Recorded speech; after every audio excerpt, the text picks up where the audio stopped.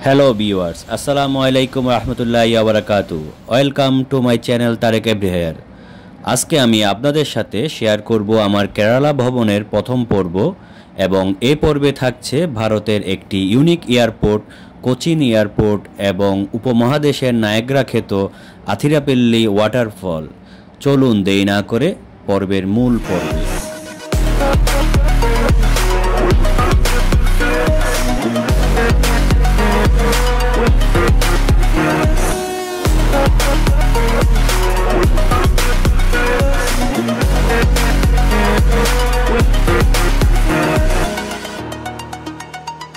সবাইকে আবার স্বাগতম। বন্ধুরা, আপনারা আমার আগের ভিডিওতে দেখেছেন যে আমি আখাউড়া আগরতলা বর্ডার দিয়ে ভারতে প্রবেশ করেছি এবং আগরতলা এয়ারপোর্ট দিয়ে ইন্ডিগো এয়ারলাইন্সে করে আমি কেরালার বিখ্যাত এয়ারপোর্ট কোচিন ইন্টারন্যাশনাল এয়ারপোর্টে অবতরণ করেছি। আপনারা বর্তমানে যে এয়ারপোর্টটি ভিডিওতে দেখছেন তা হলো বেঙ্গালুরু এয়ারপোর্টের ডোমেস্টিক টার্মিনাল। আমাদের ফ্লাইট 2 ঘন্টা ট্রানজিট দিয়েছিল এই এয়ারপোর্টে। যথারীতি আমরা এখন কোচিন ইন্টারন্যাশনাল এয়ারপোর্টে এসে পৌঁছেছি। এখন বাজে রাত 11টার মতো। বন্ধুরা, কোচিন ইন্টারন্যাশনাল এয়ারপোর্ট সম্বন্ধে কিছু না বললেই নয়। কেন আমি এটিকে ভারতের একটি ইউনিক এয়ারপোর্ট বলেছি তা আপনাদেরকে এখন বিস্তারিত বলবো। এই এয়ারপোর্টটি ডেভেলপমেন্ট করা হয় ভারতের প্রথমবারের মতো public private partnership PPP model হিসেবে, মানে এর fund non resident Indian from 32 countries থেকে কালেক্ট করা হয়েছিল। সবচেয়ে বড় যে পার্থক্যটি বা যে বড় বৈশিষ্ট্যটি হচ্ছে এই এয়ারপোর্ট থেকে অন্য এয়ারপোর্ট থেকে আলাদা, তা হচ্ছে এটি সম্পূর্ণ পরিচালিত হয় সোলার এনার্জি দিয়ে। জি বন্ধুরা, আপনারা ঠিকই শুনেছেন, এটি 100% বিদ্যুৎ সরবরাহ করা হয় নিজস্ব সোলার প্রযুক্তি দিয়ে। এই সোলার প্যানেলগুলো এয়ারপোর্টের পার্শ্ববর্তী মাঠে বিস্তৃত আকারে দেওয়া আছে, যা আমি একটু পরে আপনাদেরকে ভিডিওতে দেখাবো। তাছাড়া এই এয়ারপোর্টটি তৈরি করা হয়েছে কেরালার ট্রেডিশনাল আর্কিটেকচার ডিজাইনে। আপনি এয়ারপোর্টের ইন্টেরিয়রে দেখবেন শুধু কাঠের ব্যবহার। যেভাবে আমরা নতুন ফ্ল্যাট কিনলে রুমের ইন্টেরিয়র করি, ঠিক সেভাবেই তারা এয়ারপোর্টের ইন্টেরিয়র করেছে। দেখতে আসলে খুবই সুন্দর লাগে। আর বসার লবির চেয়ারগুলো কাঠের সোফায় তৈরি। দেখলে মনে হয় ভিআইপি গেস্টদের জন্য সারিবদ্ধভাবে সাজিয়ে রাখেছেন। আরেকটি চিত্র দেখার মতো, তা হলো পরিষ্কার পরিচ্ছন্নতা। অবিশ্বাস্যভাবে পুরো এয়ারপোর্টের ভিতরে এবং বাহিরে কোনো ময়লা আমার চোখে পড়েনি। বন্ধুরা, কিছু কালেক্টেড ইনফো শেয়ার করি। এই কোচিন ইন্টারন্যাশনাল এয়ারপোর্ট কেরালার 1 নং ব্যস্ততম ও বড় এয়ারপোর্ট এবং সাউথ ইন্ডিয়ার 4th বিগেস্ট এয়ারপোর্ট। এই এয়ারপোর্টটি 3rd busiest international airport in India in terms of international traffic. এয়ারপোর্টে প্রচুর ফুড কোর্ট এবং প্রশস্ত লবি রয়েছে এবং রয়েছে আরামদায়ক বিশ্রামাগার। এয়ারপোর্ট থেকে সিটি সেন্টার যাওয়ার জন্য পাবলিক বাস, ট্যাক্সি, ক্যাব সবই অ্যাভেলেবেল আছে এখানে। আমরা এয়ারপোর্ট থেকে বের হয়েই 10 মিনিট হেঁটেই মেইন রোডের অপর পাশে অনেকগুলি হোটেল আছে। ওখান থেকে একটা হোটেল আমরা বেছে নিয়েছি 1500 রুপি দিয়ে। আপনারা দেখতে পাচ্ছেন আমাদের হোটেলের ভিডিওটি। এই এসি রুমে আমরা 3 পার্সন ছিলাম, 3 পার্সনের রুম। প্রচুর হোটেল রয়েছে এখানে, আপনারা এসে চয়েস করেও নিতে পারবেন। বন্ধুরা, রাত পেরোলো, সকাল হলো। আমরা সবাই রেডি হলাম ফ্রেশ হয়ে ব্যাগেজ নিয়ে। নিচে আমাদের পূর্ব নির্ধারিত গাড়ি ছিল, সেখানে আমরা চড়ে বসলাম। আমরা 5 দিনের কেরালা ট্যুরের জন্য আমরা গাড়ি রিজার্ভ করে নিয়েছিলাম।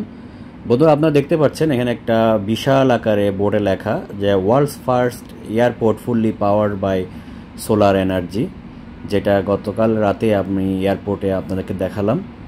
সেই এয়ারপোর্ট রোড দিয়েই আমরা ক্রস করে যাব সেই আমাদের নির্ধারিত স্থানে। আরেকটি বোর্ডে লেখা আছে এই এয়ারপোর্টটি জাতিসংঘ থেকে 2018 সালে চ্যাম্পিয়ন্স অব দ্য অ্যাওয়ার্ড লাভ করেছে আর্থ। আর সেই সোলার প্যানেল যেটার কথা আমি বলেছিলাম, সেই সোলার প্যানেলগুলি এখানে সেই বড় মাঠে সাজানো আছে, আপনারা দেখতে পাচ্ছেন ভিডিওতে।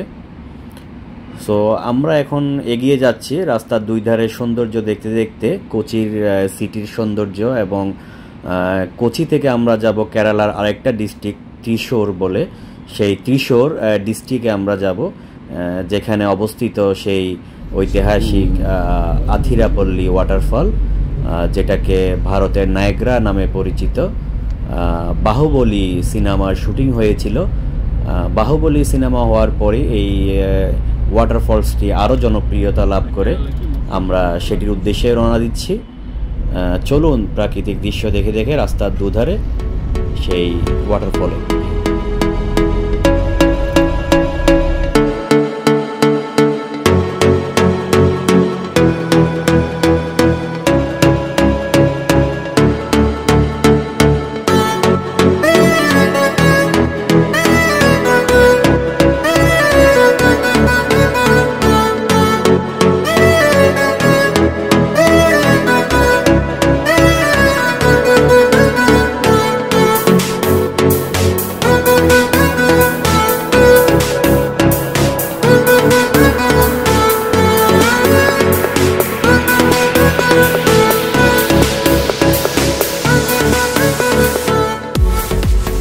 বন্ধুরা, দেখতে দেখতে চলে আসলাম আমাদের সেই নির্ধারিত গন্তব্য আথিরাপল্লী ওয়াটারফলের গেটে। আমরা এখন টিকিট পারচেজ করব। পার পারসন এখানে হচ্ছে 50 রুপি করে, এবং গাড়ির জন্য আমাদের যে কার আছে তার জন্য 30 রুপি আমাদের দিতে হলো।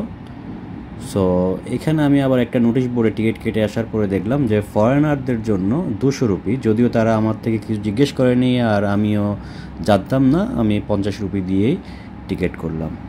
তারপর কিছু দূর অগ্রসর হলেই এন্ট্রেন্স গেট, সেই এন্ট্রেন্স গেট দিয়ে আমি এখন ঢুকবো। আপনারা দেখতে পাচ্ছেন প্রচুর মানুষের ভিড়। আমরা খুবই সকাল সকাল আসছি বিদায় ভিড় মোটামুটি কম, কিন্তু যখন আমরা বেরিয়ে গেলাম তখন অনেক ভিড় ছিল। আমাদের টিকিটটা চেকিং করলেন গার্ডরা, এরপর কিছু ইনস্ট্রাকশন আছে সেগুলি বলে দিল যে খাওয়ার বোতল, পানি এগুলি সব এখানে রেখে দিল। যদি আমরা বোতল ক্যারি করি তাহলে আমাদেরকে 10 রুপি তাদেরকে দিতে হবে। তারা একটা আমার বোতলের ট্যাগ লাগিয়ে দিবে। ওই বোতলটা নিয়ে যখন আমি আবার ফেরত যাব, ওদেরকে ওই বোতলটা দেখালে তারা 10 রুপি আমাকে ফেরত দিবে। তার মানে হচ্ছে বোতলটা আমি ওই ওয়াটারফলের কোনো এরিয়াতে, তাদের নির্দিষ্ট যে এরিয়াটা, আমি ওখানে বাহিরে ফেলে দিইনি, এটাই তার প্রমাণ। আমার 10 রুপি তারা ডিপোজিট রেখে দিল। সো আমরা হেঁটে হেঁটে গেলাম। এই গেট থেকে প্রায় 300-400 মিটার দূরত্ব হবে, প্রায় 10 মিনিটের মতো লাগে হাঁটতে হয়।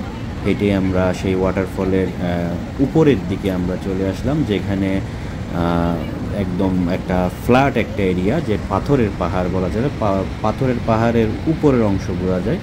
আপনারা দেখতে পাচ্ছেন খুবই সুন্দর একটি দৃশ্য। আস্তে আস্তে আমরা সেই ওয়াটারফলের কাছে চলে যাচ্ছি। বন্ধুরা, Athirappilly waterfall the Niagara of India, এটি কেরালা প্রদেশের ত্রিশল জেলায় অবস্থিত। কোচি এয়ারপোর্ট থেকে প্রায় 40 কিলোমিটার এবং কোচিন সিটি সেন্টার থেকে প্রায় 80 কিলোমিটার উত্তরে অবস্থিত এই আথিরাপল্লী ওয়াটারফল। আপনারা যারা প্রাইভেট কারে করে আসবেন তারা তো এসে যেতে পারবেন, প্রায় ঘন্টাখানিক সময় লাগে। আর যারা বাসে করে আসতে চাবেন তারা কোচি বাস স্টেশন থেকে সরাসরি বাসে করে আসতে পারবেন। এটি লার্জেস্ট ওয়াটারফল ইন কেরালা। এটা হাইট হচ্ছে প্রায় 82 ফিট লম্বা। আপনারা জানেন যে আমরা অলমোস্ট সবাই বাহুবলী সিনেমাটা দেখেছি। সেই বাহুবলী সিনেমার যে নায়ক প্রভাস, তিনি এই ওয়াটারফলটা চড়ে নিচ থেকে উপরের দিকে উঠেছিল।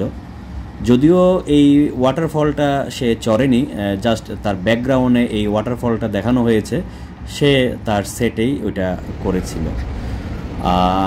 মেইন ফিল্মের শুটিংটি হয়েছিল হায়দ্রাবাদের রামোজি ফিল্ম সিটিতে, আর বাকি যে ওয়াটারফলের দৃশ্যগুলি সেগুলি এখানে সেট আপ করে এখান থেকেই দেখানো হয়েছিল।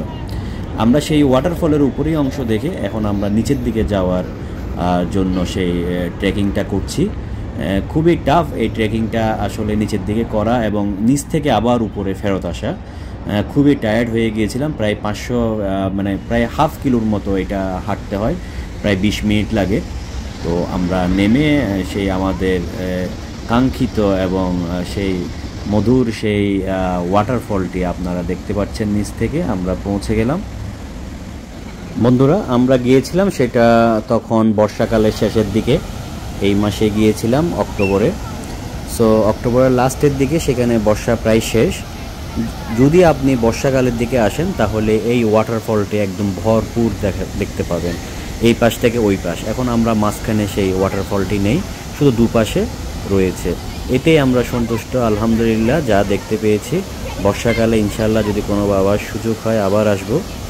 আর সেই বাহুবলী সিনেমার কথা যেটা বলছিলাম, প্রবাসের সবসময় তার মাকে জিজ্ঞেস করতো যে মা উপরের দিকে কি আছে, আমি উপরে যাব। তখন তার মা তাকে ভয় দেখিয়ে বলতো উপরে ভূত পেট নিয়ে আছে, তুমি উপরে যেতে পারবে না।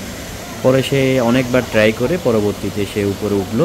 এই সেই ওয়াটারফল আপনারা দেখতে পাচ্ছেন, আমরাও দেখলাম। সেই বাহুবলীর কারণে এই ওয়াটারফলের জনপ্রিয়তা আরও বহুগুণে বেড়ে গেল। তো যাই হোক, এই সেই ওয়াটারফল আমরা আসছি দেখতে অনেক দূর থেকে অল্প সময়ের জন্য। যারা এখানে থাকে দেখতে চান তারাও পাবেন। আশেপাশে অনেক রিসোর্ট আছে, হোটেল আছে, ওখান থেকে আপনারা দেখতে পাবেন। বন্ধুরা, আমাদের নির্ধারিত সময়টা প্রায় শেষ হয়ে গেল। এরপরেই আমরা আমাদের পরবর্তী গন্তব্য মুন্নারের উদ্দেশ্যে রওনা দিব, যার কারণে আমরা আবার নিচ থেকে উপরের দিকে ওঠা শুরু করলাম। অনেক টাফ ট্রেকিং ছিল নিচ থেকে উপরে ওঠা আমার জন্য, হেলদি শরীর হিসেবে এবং অসুস্থ হিসেবে। আপনারা ছবিতে দেখতে পাচ্ছেন আমি পুরো ঘেমে গিয়েছি, একটা ছবি দিয়েছি। এরপরে আমরা এসে সাথে সাথে একটু ফ্রুটস খেলাম, একটু লেবুর যে লেবু সোডা যেটা পাওয়া যায়, লেমন সোডা, সেই শরবতটা খেলাম। খেয়ে মোটামুটি নিজেদেরকে একটু সুস্থ করলাম। এরপরে পাশেই একটি খুবই সুন্দর একটি পার্কের মতো আছে, অ্যাক্টিভিটিস আছে ওখানে অনেক কিছু। আই লাভ আথিরাপল্লী এটাও লেখা আছে, ওখানে গিয়ে ছবি তোলা যায়। আমরা ওখানে গেলাম, গিয়ে ছবি তুললাম। ওখানে বিভিন্ন জিপ লাইন এবং অনেক ধরনের স্পোর্টস এবং অ্যাক্টিভিটিস ওখানে করা যায়। সামনে আপনারা যে অফিসটি দেখতে পাচ্ছেন টিন দেওয়া, ওখানে আসলে সেই অফিসটা, ওখান থেকে ক্রয় করতে হয় আপনি যে অ্যাক্টিভিটিসগুলি করবেন। যারা করবে না তারা কোনো বাধা নেই, তারা সরাসরি আই লাভ আথিরাপল্লী ওই সাইনবোর্ডের সামনে গিয়ে ছবি তুলতে পারেন। এটার জন্য আপনাকে কোনো ফি দিতে হবে না। এটা খুবই ভালো লাগলো। যাই হোক বন্ধুরা, আমরা আমাদের ফটো সেশন শেষ করে আমরা আবার আমাদের পরবর্তী গন্তব্য সেই মুন্নারের উদ্দেশ্যে রওনা দিচ্ছি। আমাদের যত দ্রুত সম্ভব সন্ধ্যার আগে এখান থেকে চলে যেতে হবে মুন্নার। প্রায় এখান থেকে 4 ঘন্টা 4.5 ঘন্টার মতো একটা দূরত্ব। আমাদের পরবর্তী সিরিজ হবে সেই মুন্নারকে নিয়ে। দেখার আমন্ত্রণ রইল। সবাই ভালো থাকবেন, সুস্থ থাকবেন। আসসালামু আলাইকুম ওয়া রাহমাতুল্লাহি ওয়া বারাকাতুহু।